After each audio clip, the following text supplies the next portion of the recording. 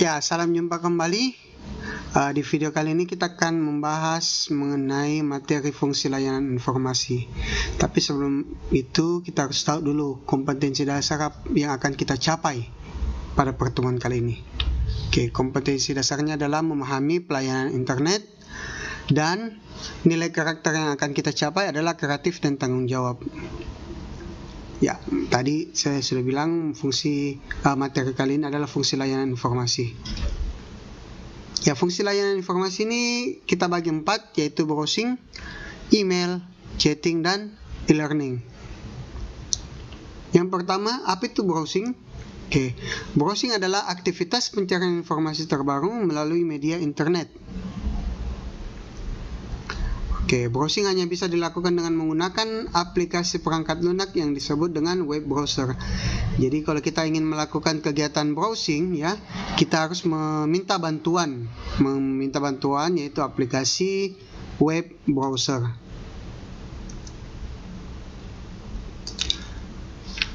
Oke, ini beberapa contoh dari web browser ya. Ada Mozilla Firefox, Internet Explorer, Google Chrome, Opera, dan Safari.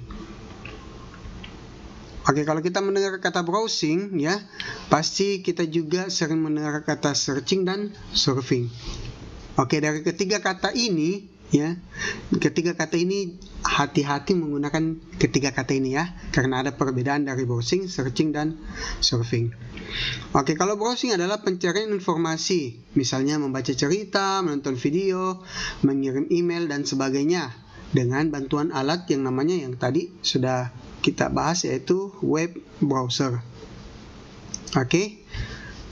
Kalau searching, kegiatan mencari teks, situs, berita, atau gambar di suatu situs yang kita belum ketahui secara pasti alamatnya, dan kita membutuhkan bantuan yang namanya search engine seperti Google, Yahoo, dan Bing.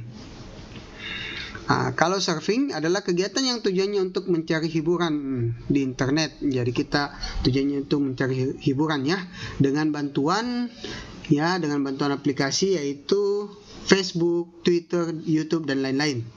Oke, jadi perbedaannya paling mendasar adalah yang pertama, tujuan kita melakukan aktivitas ketiga ini, dan perbedaan yang mendasarnya lagi adalah aplikasi yang kita gunakan untuk melakukan kegiatan ini. Yang kedua adalah email. Email adalah pengiriman pesan data menggunakan perangkat elektronik yang terhubung ke internet. Contohnya ada Yahoo, Gmail, dan Hotmail. Oke, macam-macam email. Ada Popmail, yaitu Post Office Protocol, adalah jenis email khusus yang hanya bisa dibuka dan dibaca dan dari internet service provider yang digunakan. Contohnya di sini Telkomsel. Ketika kita menerima SMS SMS yang bisa membuka itu adalah ketika kita menggunakan provider Telkomsel ya.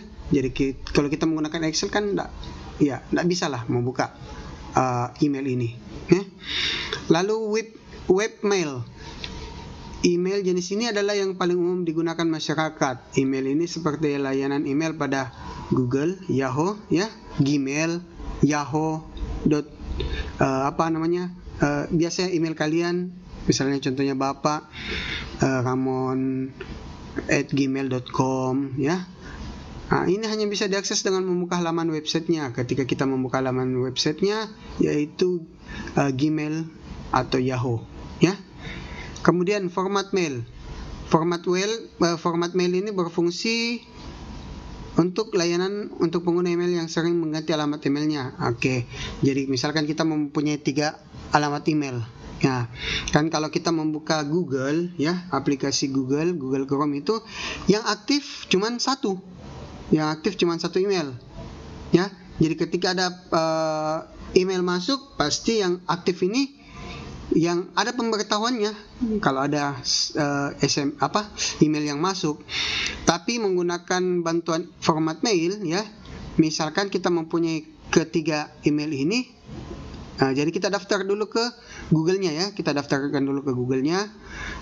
lalu yang aktif apa? Misalkan email yang pertama, tapi ketika ada ada email di akun yang kedua atau ketiga, nanti itu akan ada pemberitahuannya. Ya, itulah fungsinya format mail. Yang ketiga adalah chatting. Chatting adalah suatu aktivitas komunikasi yang dilakukan oleh 2 orang atau lebih dengan menggunakan aplikasi dan jaringan internet. Nah, fungsi chatting sebagai alat untuk menjalin komunikasi yang cepat, mudah, dan efisien. Sebagai alat untuk melakukan konsultasi tanpa harus bertatap muka. Sebagai alat menjalin hubungan sosial dengan orang lain, misalkan keluarga, sahabat, rekan kerja, dan sebagainya. Dan yang keempat, dapat dimanfaatkan untuk membuat suatu komunitas, grup, perkumpulan, dan lain sebagainya. Oke, dampak chatting atau dampak dampak negatif lah. Banyak penipuan yang menggunakan chat, karena kalau kita menggunakan chat, ya kita tidak tahu siapa yang informasinya itu ya belum jelas kalau kita menggunakan chatting, jadi banyak penipuan. Perangkat komputer dan gadget lebih cepat terkena virus, karena ya gampang untuk mengirimkan link-link yang tidak terpercaya. Bertemu atau berhubung dengan orang yang tidak dikenal mengakibatkan ketagihan, menjadikan malas berinteraksi di dunia nyata. Ya, banyak dari kalian ya mungkin kalau menggunakan handphone ya, chatting WA misalkan, ya kalau sudah ketagihan itu, apalagi di grup saling bercanda, ya sudah lupa berinteraksi dengan lingkungan sekitar ya. Dapat memunculkan beberapa masalah kesehatan jika terlalu lama menjalankan chatting, seperti masalah penglihatan penglihatan ya. Misalkan ya penglihatan mata kita bisa menjadi minus. Yang keempat, e-learning, sistem atau juga konsep pendidikan yang memanfaatkan suatu teknologi informasi dalam suatu proses belajar mengajar. Oke, kelebihan e-learning yang pertama, lebih mudah untuk diserap, jauh lebih efektif di dalam biaya, jauh lebih ringkas, tersedia dalam 24 jam. Jenis e-learning ada 2 ya. Yang pertama CBT. CBT ini lebih khusus untuk melakukan tes ya. Jadi CBT ini kalau paper test ya, paper test diubah menjadi CBT ya. Jadi paper test diubah menjadi CBT. Jadi lebih khusus ke tes kalau yang ini ya. Kalau web based training itu ya dia lebih khusus ke web, jadi lebih ada pertukaran saling tanya jawab ya mengenai pembelajaran. Di sini juga kita bisa saling berkumpul ya, melakukan komunitas ya, karena